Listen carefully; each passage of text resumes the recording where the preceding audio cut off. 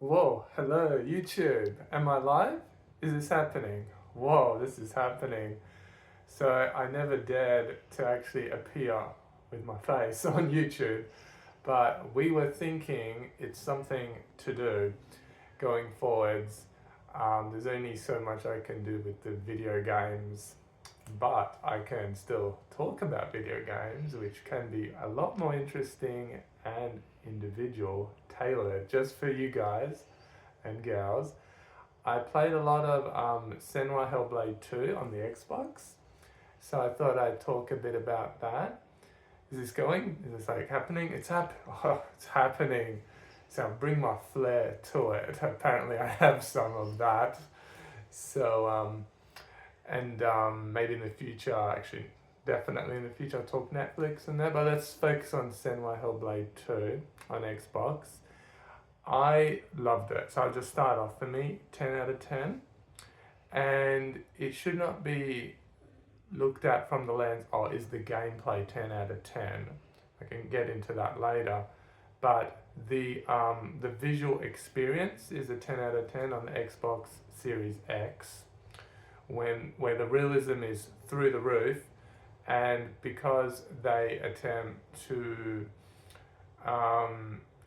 create this alternate reality, because it's primarily in Senua's head. So it's like the topic is psychosis, but I think of it as, because they also broaden it a bit, and I think of it as just things that go on in our head, and also how do we show that? And I actually love showing what's in our head visually. Traditionally we would write what's in our head, like in a poem or in a story, but you can also show it visually with visuals, and I feel they do that in Senua really well.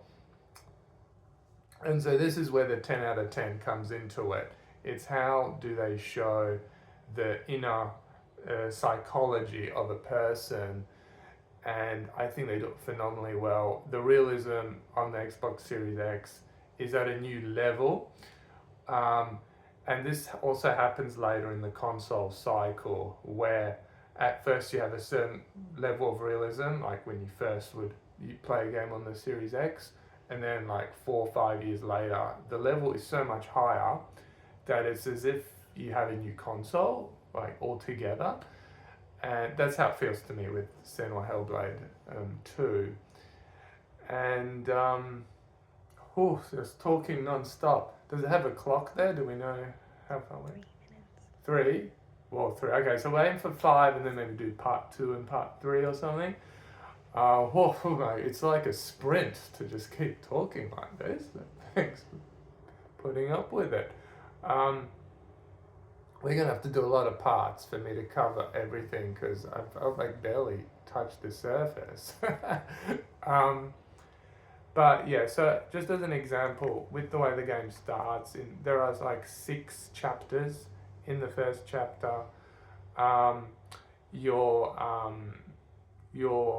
shipwrecked, and then you land on the shore, and it's like raining a lot, and the tides of like the waves are really high behind you, and again, so to me, this is like a metaphor. Like when you just see what's left of the ocean behind you, that can be like, and the turbulence of the waves and the rain, that can just be like your emotions, like your consciousness, like just like ebbing back and forth, up and down, and so I love that, and then when you go further into the land, like this is a question for you. Like, do you see it the way I do?